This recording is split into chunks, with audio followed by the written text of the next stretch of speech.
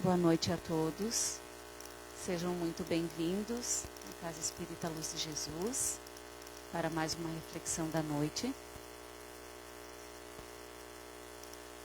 E antes de darmos início aos trabalhos, eu gostaria de comunicá-los que a Casa faz um trabalho de auxílio a algumas famílias cadastradas com alimentos, roupas, calçados e utensílios em geral. Então, se vocês quiserem trazer ou souberem de alguém que gostaria de contribuir, a gente está recebendo a casa. Isso. Então, nesse momento, eu vou fazer uma leitura do livro Caminho, Verdade e Vida, do Chico Xavier, ditado pelo Espírito de Emmanuel.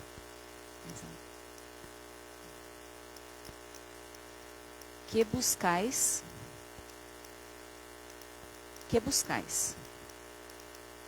E Jesus, voltando-se e vendo que eles seguiam, disse-lhes: que buscais? João 11:38. A vida em si é um conjunto divino de experiências. Cada existência isolada oferece ao homem o proveito de novos conhecimentos. A aquisição de valores religiosos, entretanto, é a mais importante de todas, em virtude de constituir o movimento de iluminação definitiva da alma para Deus. Os homens, contudo, estendem a esse departamento divino a sua viciação de sentimentos, no jogo inferior dos interesses egoísticos. Os templos de pedra estão cheios de promessas injustificáveis e de votos absurdos.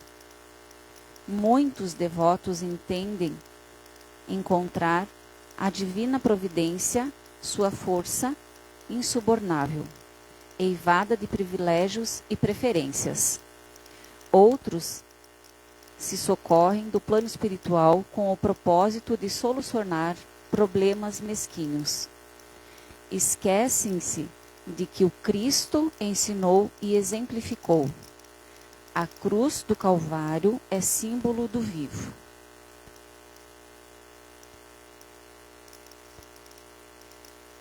Quem deseja a liberdade precisa obedecer aos desígnios supremos.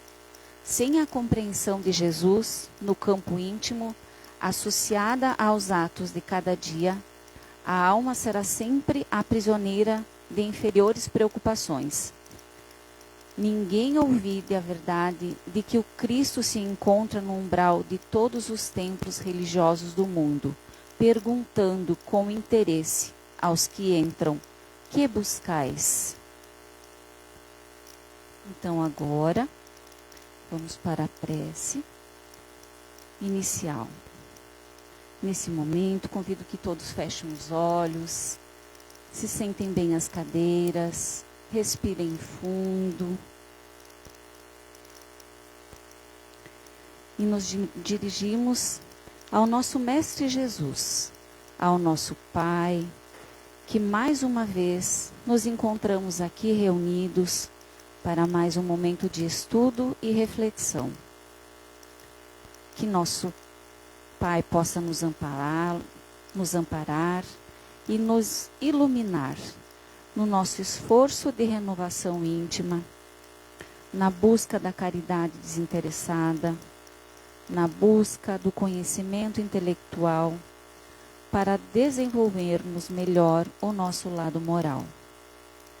Que possamos deixar para trás as nossas preocupações diárias e incorporar os aprendizados da noite em nossas vidas, dando assim mais um passo em nossa caminhada evolutiva. Senhor, abençoe a todos nós e que seja em seu nome e em nome dos nossos amigos espirituais que nos auxiliam e, sobretudo, em nome de Deus, que demos início aos trabalhos dessa noite. Pedimos também, Senhor, o amparo à nossa palestrante, e que suas palavras possam ser bem acolhidas e fim de que nosso aprendizado pode ser o mais efetivo possível. Que assim seja. Cláudia, seja muito bem-vinda novamente. E a palestra é sobre Maria, Mãe de Jesus.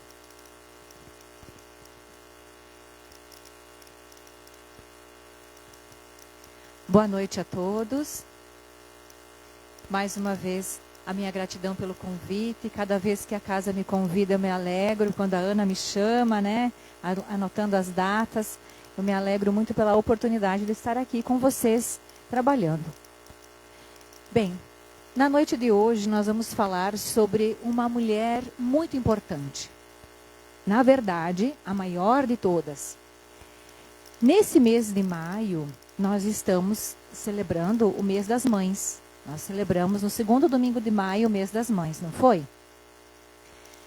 Na Igreja Católica, por exemplo, o mês de maio é tido como um mês de homenagem a Maria de Nazaré, Maria, Mãe de Jesus.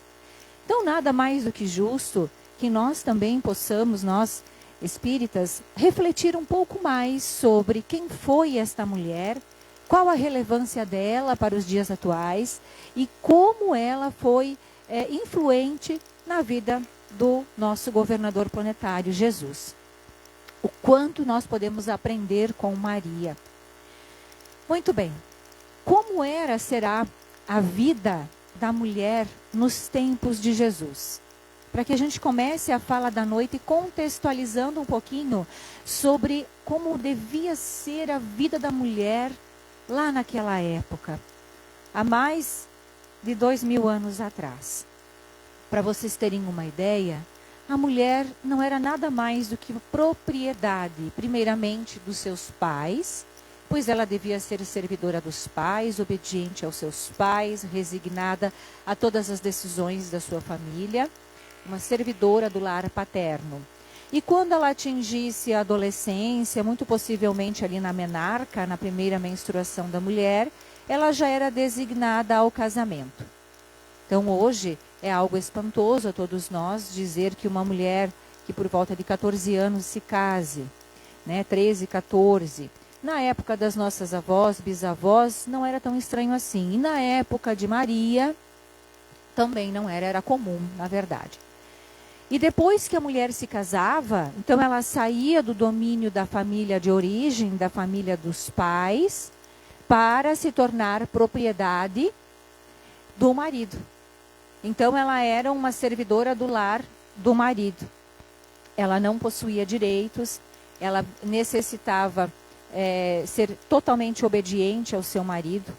Haviam grades nas janelas das casas que as proibiam de conversar com outros homens. Nas ruas, elas precisavam caminhar afastadas dos homens, jamais desacompanhadas, porém sempre atrás dos seus cônjuges, sempre cobertas também. Então, essas mulheres, elas não tinham direito a divórcio, e caso elas fossem vítimas do ciúme doentio do esposo, ou então, se elas tivessem a questão do adultério, cometessem o adultério, elas eram punidas severamente a lapidação, ou seja, elas eram apedrejadas até a morte, ou de outras formas elas eram apontadas no templo e, por fim, condenadas a viver em desgraça perante a sua comunidade judaica. Então, foi assim que Maria foi educada, cresceu e chegou à sua idade de 14 anos. Eu gostaria de apresentar para vocês a face de Maria, como ela foi retratada pelo fotógrafo Vicente Avella, ou Ávila, através da mediunidade de Chico, inspirado pelo espírito de Emmanuel, que foi um trabalho de muitos anos de descrição, até que se chegasse à imagem de Maria, como ela é vista hoje, né, na crosta dos lugares mais sofridos do orbe terrestre. Como ela é vista hoje, então, pelos espíritos sofredores. Esta é a descrição trazida por Chico da face de Maria, mãe de Jesus, como ela é vista. Então, esse retrato falado, né, ele foi pintado pelo fotógrafo Vicente Avella, ditado então por Emmanuel, através de Chico, em 1983. Vocês já tinham visto esse retrato? Então, esta é a face de Maria, né? Então, como ela é conhecida em suas visitas. Por exemplo, né, na Legião dos Servos de Maria, retratado muitas e muitas vezes de uma forma belíssima, no livro da Ivone do Amaral Pereira, Memórias de um Suicida. Então, esta é a face de Maria. Bela, não é? Olha a serenidade desse olhar, gente. Então, quem foi Maria? Maria ou Miriam é um nome de origem hebraica, que significa Senhora da Luz, escolhida por Deus. Ela foi filha de Joaquim e Ana, nascida entre 18 e 20 a.C., mais ou menos, né? Em Nazaré. Então, ela era natural de Nazaré, na Galileia, onde ela viveu a sua infância. Possivelmente, ela casou aos seus 14 anos com o carpinteiro José, que foi seu esposo, pai de Jesus, né? José era da tribo de Davi. Acredita-se que Maria possa ter ficado órfã muito pequena, porque ela foi designada a ser uma pupila do seu templo, né? Então, ela foi educada na sua religião, na religião judaico, desde pequenininha. Então, isso não era muito típico para as mulheres da época. Tudo isso que eu estou contando para vocês, eu li neste livro, que eu recomendo para quem tem mais interesse em explorar mais sobre a vida de Maria. Esse livro aqui, Maria, Mãe de Jesus, ele é um livro todo compilado de recortes de Chico Xavier e também da Ivone do Amaral Pereira, e foi feito pelo Edson Carneiro, que foi o coordenador desse trabalho. Então, aqui nós temos vários relatos que serão trazidos aqui nesta noite, a partir desta obra, e também do último capítulo do livro Boa Nova, chamado Maria. O livro Boa Nova é do Chico, pelo espírito, então, Humberto de Campos. É belíssimo o relato do Humberto de Campos aqui nesta obra. É emocionante. Eu desafio qualquer um de vocês a ler isso sem se emocionar. É lindíssimo. Então, nós vamos falar muito, e o que eu trarei para vocês hoje aqui de informações foi baseado nessas obras espíritas aqui, tá? Então, recapitulando. Então, Maria possivelmente casou aos seus 14 anos com o carpinteiro José, da tribo de Davi. Algumas especulações de estudiosos dizem que José já era um pouco mais velho do que Maria e talvez já fosse viúvo. E possivelmente teria ou não outros filhos deste primeiro casamento, né? Mas são especulações que não se confirmam de uma maneira clara. Mas para nós serve para que a gente possa também refletir sobre as várias possibilidades ali na questão do desenvolvimento da vida de Maria. Porque se ela se casou com um homem que possuía mais filhos, certamente ela também os ajudou a criar naquele momento, né? Naquela fase. Então, Maria, ela foi escolhida, né, no reino dos céus, porque ela foi a queda de um anjo, a gente diz, né, desta forma. E aí a gente se pergunta, quando naquele livro A Caminho da Luz, se discute como seria a reencarnação de Jesus, como é que houve o preparo todo na espiritualidade sobre a vinda de Jesus na Terra, a Terra, né, reencarnado, várias discussões foram feitas ali. Aonde iria, como iria, né? Quem seriam as pessoas que conviveriam com ele.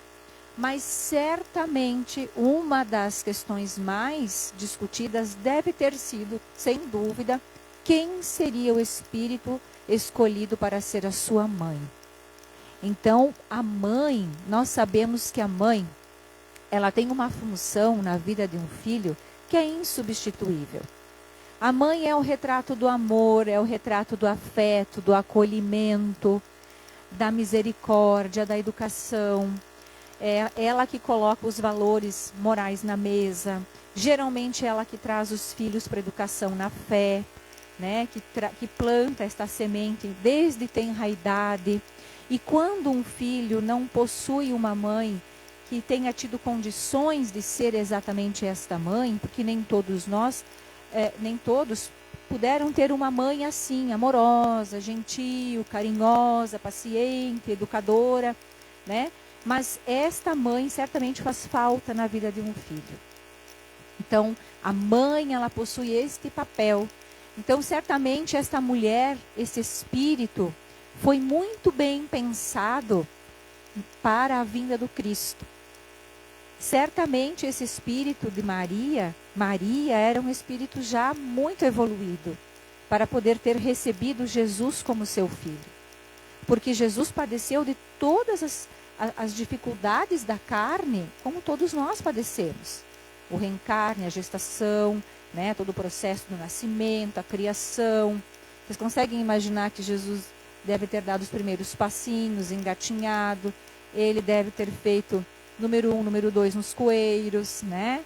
Como uma criança qualquer, né? Perdeu os dentinhos, deve ter aprontado muitas travessuras, como uma criança. E ali, ao lado dele, tinha que ter uma mulher especial, que soubesse educá-lo, inspirá-lo, fortalecê-lo, ser para esse filho um porto seguro. Obviamente, Jesus era um espírito de alta envergadura, nós não precisamos nem discutir isso. Talvez, se não tivesse tido o apoio desta mãe, ele também teria vencido, mas não teria sido da forma como foi, com toda certeza. Então, esta mãe foi, sim, muito pensada, né? A queda de um anjo, sim, para o papel, então, da mãe de Jesus. Ela é tida, então, como o ápice do feminino na terra, né? Por ser uma mãe abnegada, virtude de entrega, ela não duvidou em momento algum.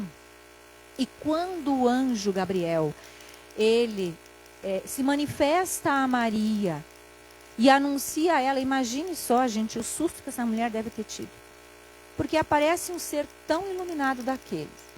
E não diz para ela, assim como talvez se dirigisse a nós, diz assim, oi, tudo bem? Não. Ele diz a ela, ave cheia de graça. Né? Então ele já estava reconhecendo ali a presença de um espírito nobre, sem sombra de dúvida. Então ele disse, o anjo, né? Alegra-te, cheia de graça, o Senhor está contigo. Não tenhas medo, Maria. Encontraste graça junto a Deus. Conceberás e darás à luz um filho, e lhe porás o nome de Jesus. Qual foi a resposta dela? Ai, gente, eu não sei se eu quero ser mãe, não. Eu ainda tenho só 14 anos, 15, sei lá quantos anos ela tinha, mas era bem novinha. Não sei se a maternidade é para mim. Não, não, gente. O que ela disse? Faça-se em mim segundo a tua palavra. Eis aqui a serva do Senhor. Ela não hesitou em instante algum. Diferentemente da sua prima Isabel, que o anjo apareceu para Zacarias, antes de Maria, bem antes, né? Porque alguns meses antes. Porque o anjo apareceu a Zacarias e disse que a esposa dele seria mãe, e ela já estava em idade avançada, que na época devia ser talvez 30 anos, né? Gente, pensa. Sim, porque as pessoas não viviam o que a gente vive hoje, né? Então, ela era considerada estéril. E para a época, uma mulher estéril era uma humilhação social. Esta mulher não poder conceber a função, porque se ela era propriedade do marido, e a função dela era servir ao marido, aumentar a prole, garantir o nome, a continuidade do nome da família, ela não poder ofertar isso ao seu esposo era uma vergonha pública, era uma humilhação. Então, quando o anjo aparece a Zacarias e diz a ele que a sua esposa conceberia um filho,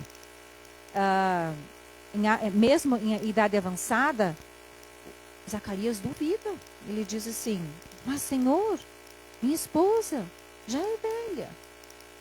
E aí o anjo diz, por duvidares, perderás a palavra, ficarás mudo e só voltarás a proferir palavras quando o seu filho nascer. E assim aconteceu, ele ficou mudinho da Silva, né? Como se diz.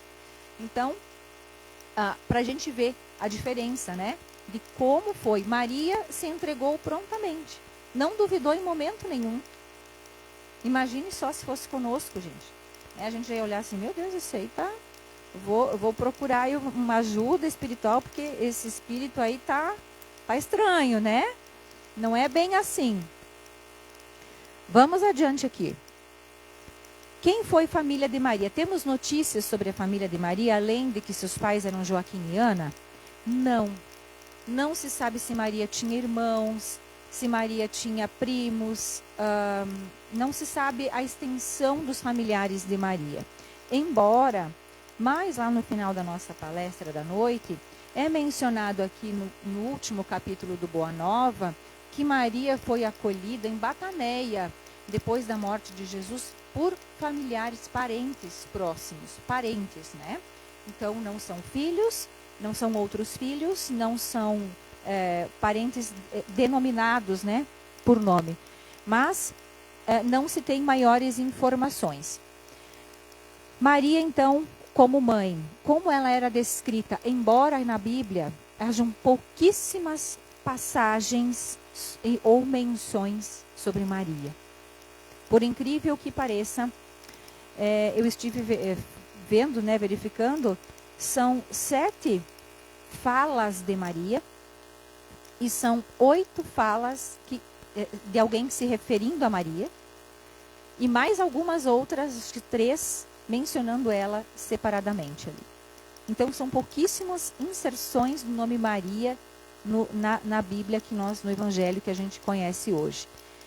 Porém, sempre foi retratada, então, com zelo, uma mãe zelosa, carinhosa, muito cuidadosa, né, preocupada, então, com o destino do seu filho.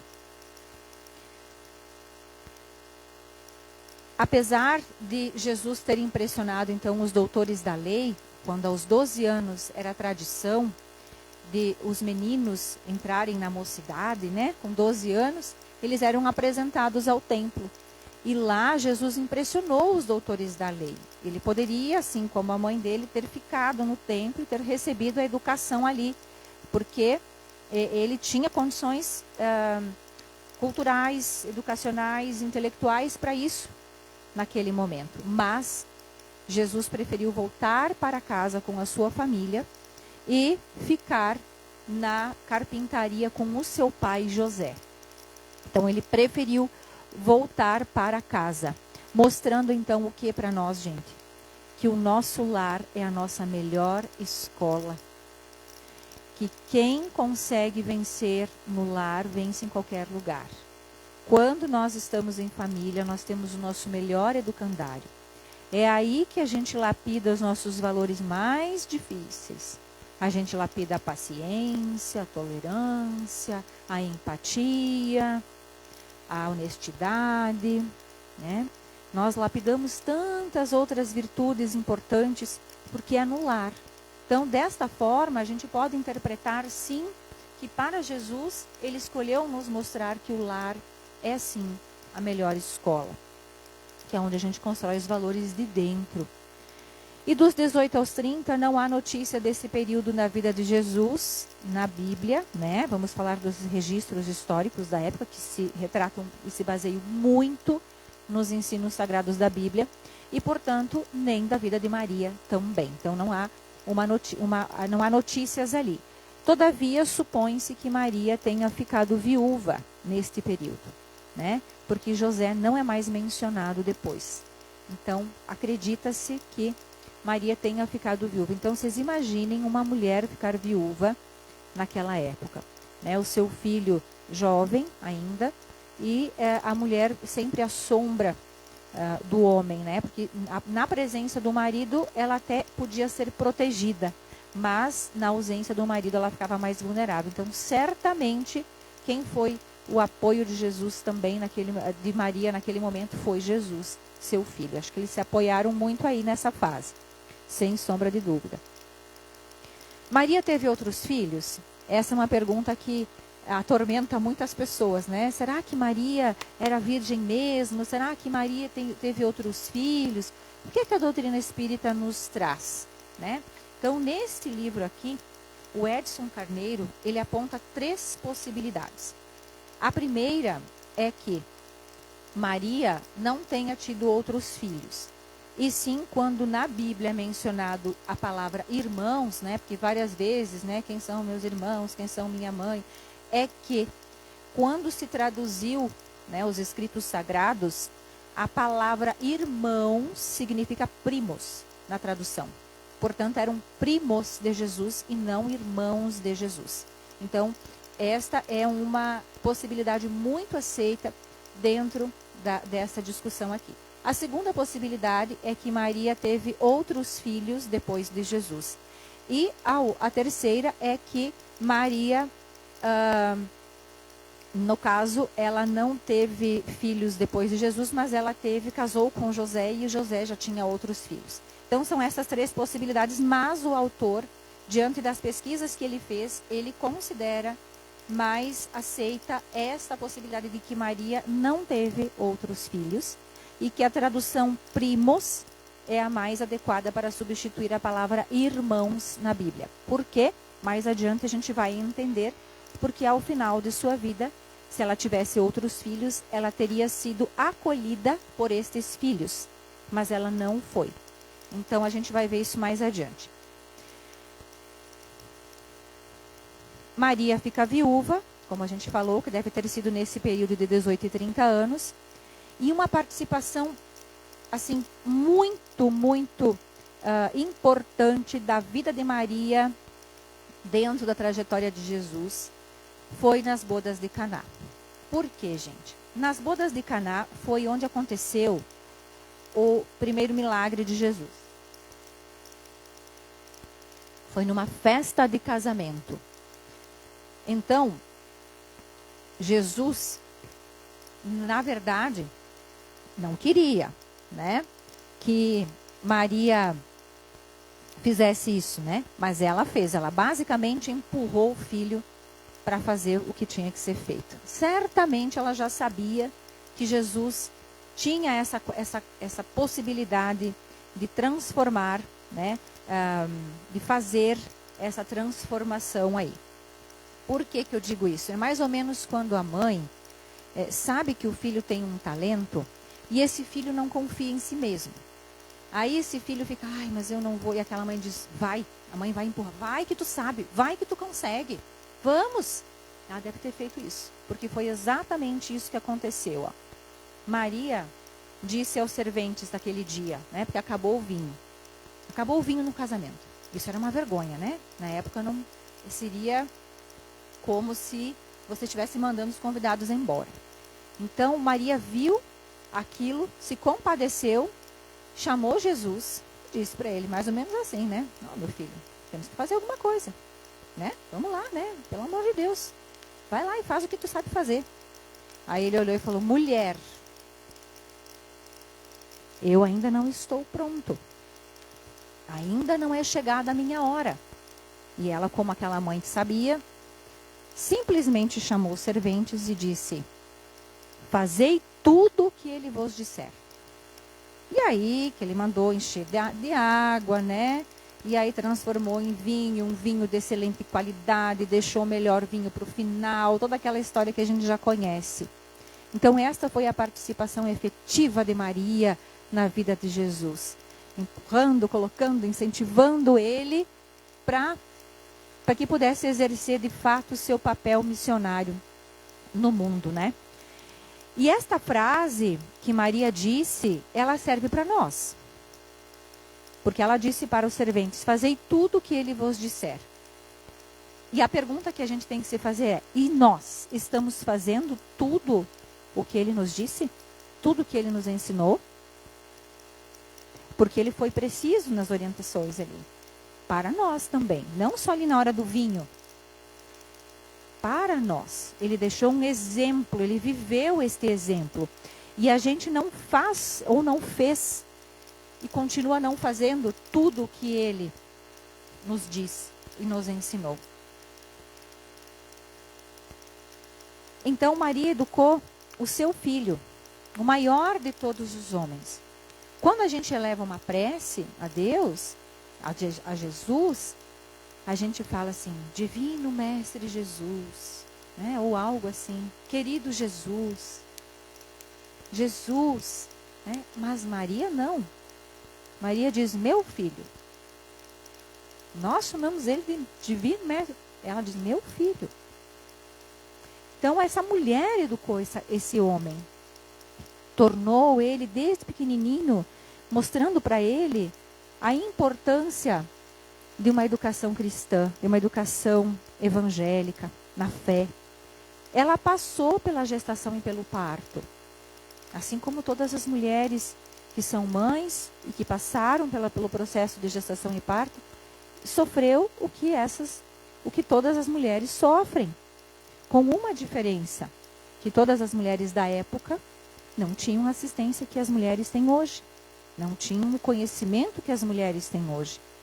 Maria teve uma gravidez e que no final foi turbulenta, porque quando ela estava prestes a ter o seu filho, houve o censo, a necessidade de Roma pedia para que, de tempos em tempos, as pessoas se deslocassem até lá para responder o censo, para se cadastrar, para dizer, eu sou uma pessoa. Hoje a gente tem o censo que vem da nossa casa, do IBGE, bate na nossa porta, faz as perguntas e vai embora. Na época não era assim. Então Roma dominava essa região ali também, eles que governavam também ali, então eles faziam desta forma. Então José pegou a sua esposa na reta final da gravidez. Hoje, uma mulher na reta final da gravidez não sai de casa, ela fica ali esperando a sua hora, né? Maria não. Juntou seus trapinhos e foi com José para participar do censo. Quando chegou em Belém, ela sentiu as dores do parto. E aí foram correndo buscar o auxílio, né? Como era uma época de censo, todas as hospedarias estavam cheias. Não havia lugar. Então, houve um dos lugares em que o dono da hospedaria ofereceu o estábulo, a estrebaria. E foi aí, então, que Jesus nasceu, naquela situação, naquelas condições. Então, ela passou por todas essas dores humanas. Maria amamentou, Maria cuidou, Maria educou seu filho na fé. E o que isso nos mostra? Que para todos os que têm filhos, a necessidade de plantar a semente da fé desde o nascimento. Se fala muito hoje de evangelização para bebês. Bebês. Que nem falam ainda. Então, plantar esta semente de fé, a gente precisa fazer isso desde tenra idade, desde o berço. Porque são valores que precisam construir raízes profundas dentro de cada ser humano. Tardiamente, se tentar plantar isso, talvez essa raiz ela não consiga se aprofundar da forma como deveria. Porque a fé, ela precisa fazer parte da tua construção de personalidade, para que ela faça um sentido, para que ela tenha um sentido na tua existência. Então Maria nos mostra isso. Ela foi certamente a pessoa que liderou esta educação na fé do seu filho, nesses valores de fé. E ela lidou desde cedo com a personalidade diferente de Jesus. Nesse livro Boa Nova, existem várias passagens contando como Jesus era quando ele era pequenininho. Ele era uma criança que abordava a todos, sempre para ouvir, para conversar, para aconselhar. Ele era gentil, ele era educado. Certa vez, Maria se distraiu e Jesus apareceu dentro de casa com 2 homens que eram tidos como bandidos na época. Apareceu com esses 2 dentro de casa e ele pregando para essas 2 pessoas ali, essas 2 criaturas, né? Dentro de casa. Então Jesus desde pequenininho, ele teve essa personalidade diferente. E Maria é que teve que lidar com tudo isso. Certamente hoje Maria, se fosse hoje, né? Seria aquela mãe que seria muito chamada na escola, né? porque o seu filho era diferente dos outros, seria diferente dos outros com toda certeza. Mais tarde, então, Maria teve que fazer a parte mais difícil, foi acompanhar o seu filho ao Calvário. Uma mãe certamente torturada, né? Porque você perder um filho já é muito difícil. Agora, você perder um filho para uma tortura na sua frente e você não poder fazer nada, deve ter sido algo muito difícil, né? Então, gente, nesta etapa do livro aqui, quando ele relata o Calvário de Jesus, o papel de Maria foi de muita aflição. Quando João veio contar a ela que Jesus estava preso e que seria condenado, Maria correu e tentou falar com Jesus na prisão e foi impedida. Imagina, a mulher não tinha crédito nenhum naquela época, né? Então ela não conseguiu. Ela tentou se dirigir às pessoas, às autoridades, também não foi ouvida. Então restou a ela acompanhar toda essa situação junto da multidão. Então ela via Jesus passando por todas aquelas situações humilhantes, dolorosas, e ela não acreditava. Quando Humberto de Campos nos conta essas cenas, a gente se condói com a dor de mãe, porque ela pensava assim, não, mas o meu filho, ele é a promessa do Senhor. O Senhor vai livrá-lo disso. Certamente, no momento mais difícil, o Senhor vai libertá-lo, vai aparecer alguém. Então, o coração dela se encheu de esperança quando Pilatos ofereceu Barrabás no lugar do seu filho. Então, ela teve certeza, não, é agora. É agora que o Senhor vai mostrar a misericórdia, né? Deus Pai vai mostrar essa misericórdia, vai libertar o meu filho. E não aconteceu assim, né? Então, as pessoas escolheram libertar Barrabás e crucificar Jesus. Então, ela acompanhou todo esse sofrimento. E diante da cruz, quem esteve com ela, né? Foram as 3 Marias e João. João, o discípulo querido de Jesus. Um rapaz jovem também. Os demais, todos se mandaram, né? Todos vazaram dali. Ficou somente João, Maria e as outras 2 Marias. Então, nesse relato, quando a gente vê, Jesus entrega para a humanidade. Quando é que Maria se torna mãe da humanidade? Na cruz. Porque Jesus olha para João e diz, filho, eis aí a tua mãe. Mãe, eis aí o teu filho. Ele não era filho de Maria, biológico. O que ele quis dizer com isso? Que todos eram filhos de Maria a partir daquele momento. Então, nesse momento derradeiro da cruz, é que Jesus entrega a Maria a todos nós. Depois da morte de Jesus, Maria então se dirigiu a Bataneia, para junto de alguns parentes próximos. E ela permaneceu ali por um tempo, né? Porque João era muito jovem, ele não tinha condições de cuidar de Maria. E ele saiu a pregar. Ele foi a Éfeso, várias regiões para pregar. E lá em Éfeso, ele conheceu um governante que se converteu ao cristianismo. Na região de Éfeso, houve mais que hoje é a Turquia, houve uma sensibilização maior ao cristianismo nos primeiros tempos ali. E esse governante deu para João um casebre, um abrigo, uma casinha bem humilde, como forma de recompensa, um presente. Ele deu um presente para João. Quando João recebeu este presente, ele volta correndo para Maria, conta para Maria que agora ele tem uma casinha, um casebre, um lugarzinho para abrigá-la. Maria prontamente acompanha João até Éfeso, sai de Bataneia, vai a Éfeso.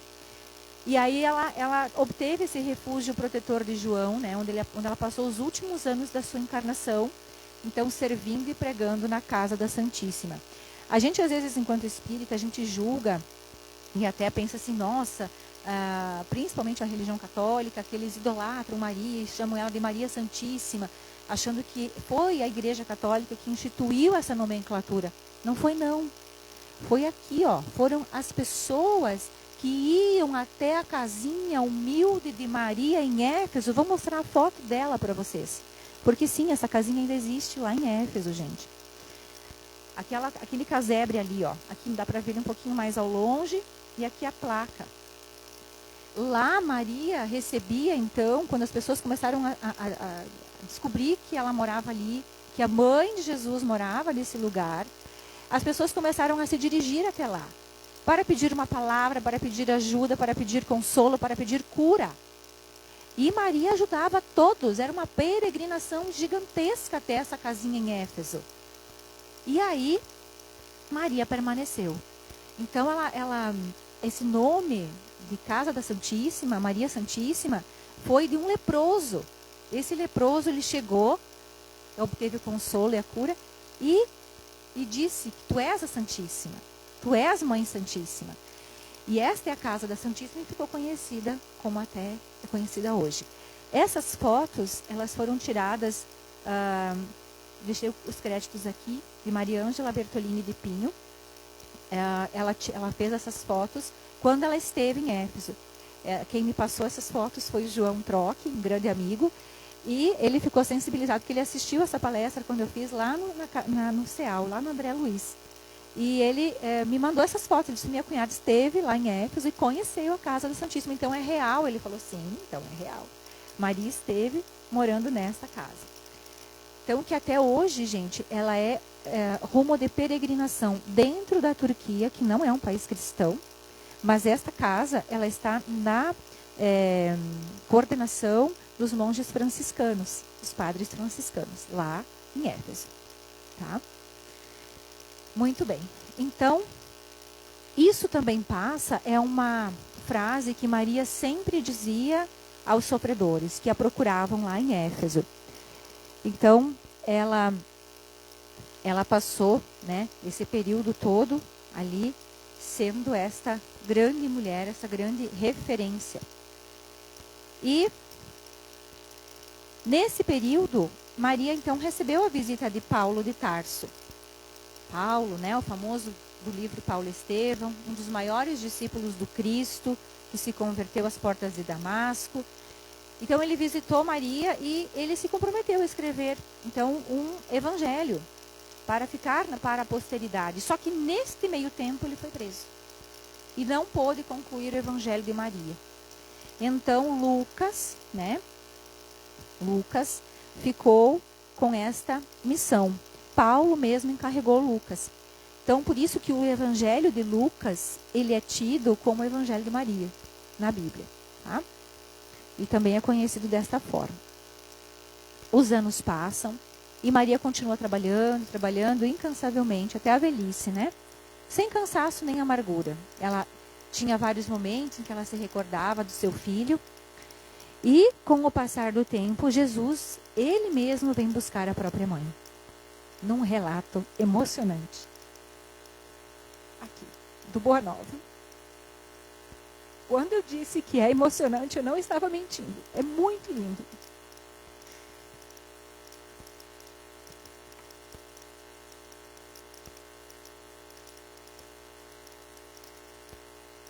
Na grandeza de Maria, quando Jesus a busca, a gente se inspira porque vê o amor que vale a pena. A dedicação, a caridade que vale a pena. Maria, atualmente, ela tem várias atividades no plano espiritual. Uma dos relatos mais bonitos está destacado aqui neste livro, numa poesia chamada Retratos de Mãe. Nesse livro aqui, Maria, Mãe de Jesus. Nesse livro, nessa poesia, mostra como Maria participou do resgate de Judas no umbral. Que mostra como Judas estava tão perturbado, mas tão perturbado pela culpa, pelo remorso. Foram anos ali, né, sofrendo daquela forma. E quando Maria chegou, ele viu aquele anjo de luz, ele não a reconheceu, no primeiro momento, claro. E aí Maria fala do amor de mãe, que ela estava ali como mãe. E aí ele diz que não, que ela não é, que não me fale de mãe, porque ele procurou a mãe dele em espírito, depois do desencarne, e foi rejeitado pela própria mãe, né? Porque a mãe ficou com medo das culpas de Judas. Então, ela diz, não, você não precisa ter medo de mãe, porque eu sou Maria, mãe de Jesus. E aí Judas, né, se compadece e volta, e ela propõe a ele, então, um novo resgate, um novo reencarne, numa poesia muito bonita. Vale a pena a leitura. Maria também, ela atua hoje na Legião dos Servidores de Maria, um trabalho belíssimo de Maria, então, no Vale dos Suicidas. Então, Maria se compadece muito da situação dos suicidas, é um trabalho muito difícil, relatado nas obras da Ivone do Amaral Pereira, em que as legiões do Servo de Maria se encarregam desta linda tarefa de resgate aos suicidas. Mãe das mães, né? Então Maria a todos atende, mas o seu carinho se debruça com doçura sobre as mães aflitas. Então sim, mães, se vocês tiverem necessidade, não hesitem em pedir a mãe das mães.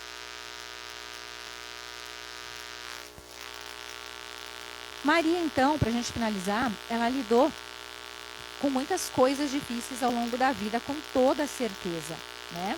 Com toda certeza, por quê? Porque era uma época difícil para a mulher, era uma época difícil para todas as condições humanas, viveu provas dificílimas e ainda assim ela venceu. Maria ela lidou, por exemplo, com a rejeição na hora do parto. Imaginem vocês não ter onde se encostar para parir um filho. Deve ter sido uma situação muito difícil a ela, né? Viver aquela situação longe, não tem ninguém, nenhuma amiga, nenhuma conhecida, que familiares a gente acredita que Maria não tinha mesmo por perto, mas nenhuma amiga, nenhuma vizinha, sabe aquela vizinha que é como uma irmã? Ela estava em viagem e teve que ser lá num estábulo. E a reflexão é, como é que a gente lida com a rejeição? A gente se fecha, se revolta? Quando alguma coisa não dá certo, quando as coisas não acontecem do jeitinho que a gente gosta, que a gente quer, quando a gente lida com a rejeição de alguns familiares, ou de algum colega, de algum amigo, de algum emprego que a gente queria muito e não deu pra gente, relacionamentos amorosos, quando a pessoa que a gente ama, se dedica, ela não nos quer da mesma forma. Essas rejeições, elas doem, mas como é que a gente reage? Porque é aí que a gente se identifica, deveria se identificar com Maria, né? Aprender a se resignar diante de algumas situações, quando essas portas se fecham para nós. Esses dias eu vi uma reflexão bonita que comparava aquela historinha de contos de fadas da Branca de Neve, retratando a bruxa má, que dizia assim, que a bruxa má, ela olhava para o espelho e dizia, espelho, espelho meu, existe alguém mais bonita do que eu? E o espelho um dia disse a ela, sim, a Branca de Neve é mais bonita do que você. E aí no que é que aquela mulher se transformou? Naquele momento ela se transformou numa bruxa vingativa e má. Às vezes, a gente tem que se perguntar no que é que a gente se transforma quando as coisas não saem do nosso jeito. Quando as coisas não acontecem da forma como a gente gostaria que acontecesse. Maria também lidou com o medo em muitos momentos, né? Mas ela se apegou à fé. Imagina, uma menina de 14 anos conceber um filho sem conhecer um homem, sem ter conhecido o homem ainda, não estava nem casada, ela poderia ser rechaçada pela sociedade se aparecesse grávida e José recusasse ela. Como seria, né? E ela não, ela se manteve ali firme com o propósito e a confiança em Deus, né? E como que a gente lida com o medo? O medo às vezes te faz desistir, o medo te faz sabotar o teu próprio caminho, faz com que a gente duvide das coisas, a gente fica murmurando, reclamando, né? Achando sempre um problema para justificar o nosso medo, né? Aí a gente não quer agir, a gente entra naquele mecanismo de fuga, a gente foge das situações por medo. Como que a gente reage? Por isso, o exemplo de Maria é muito forte também aqui no medo. Quando a gente tiver medo, preciso que se espelhemos em Maria. Maria também presenciou os flagelos da cruz do seu filho. E nós, quando o desespero bate na porta, quando essas coisas todas acontecem com a gente, como que a gente lida com a dor, né, desses infortúnios da vida, desse desespero? A gente se vinga? Porque talvez se fosse a gente juntaria uma pedra e atiraria na cabeça do guarda lá, que estava lá espetando ele na cruz, né? Mas Maria não. Maria não se vingou em momento algum, porque ela lembrou-se de cada palavra do seu filho aos pés da cruz. E ela aplicou essas lições aqui naquele momento sublime. E por fim, Maria, ela se sentiu impotente, mas ela entregou o filho com coragem na cruz. E você, já teve que entregar alguém? Alguém que amava? Ou alguma coisa que amava? Porque às vezes a gente ama as coisas também. A gente ama um trabalho, um emprego, uma casa, às vezes um apartamento, um carro, entregar alguma coisa para alguém. Ou então você teve que se afastar dessa pessoa, essa pessoa se afastou de você, porque se separou, porque foi embora, porque não quis mais ficar com você. Ou ainda você entregou essa pessoa para a morte do corpo, porque nós sabemos que a morte não existe. Né? Você já teve que entregar alguém para a morte?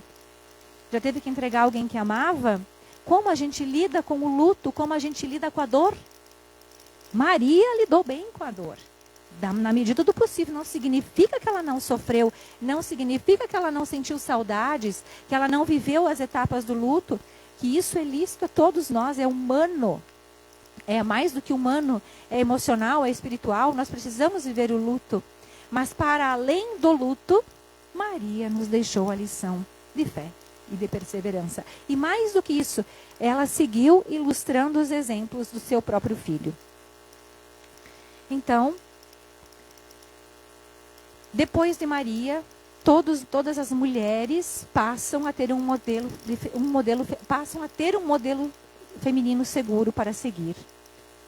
Né? Esse modelo equilibrado, quando a gente fala de energia feminina, né, de ânimos e ânima, que Jung, um grande teórico da psicologia, tanto fala, quando ele fala dessa energia do feminino equilibrada, a gente encontra toda ela em Maria, esta mulher forte, mas também afetuosa, amorosa, gentil.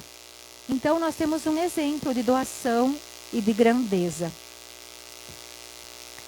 E por fim, tem uma frase no livro muito bonita que diz assim, que tem muitas mulheres da terra que hoje já estão no céu.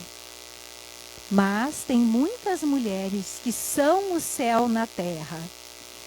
Esse é o convite, que sejamos o céu na terra. Não só as mulheres, os homens também. Todos nós.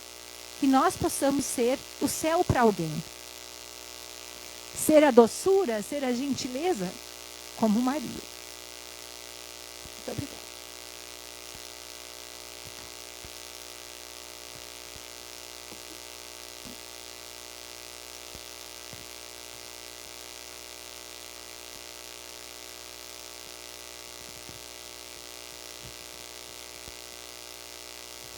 Obrigada, Cláudia. Mão na garganta, né?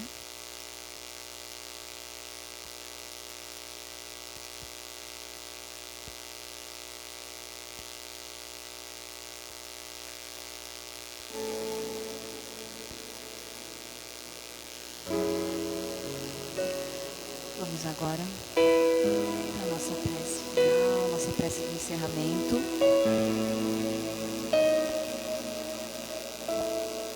E para isso a gente vai fazer a aplicação do passe, o passe coletivo, diminuir um pouquinho a luz, pedir para que todos fechem os olhos.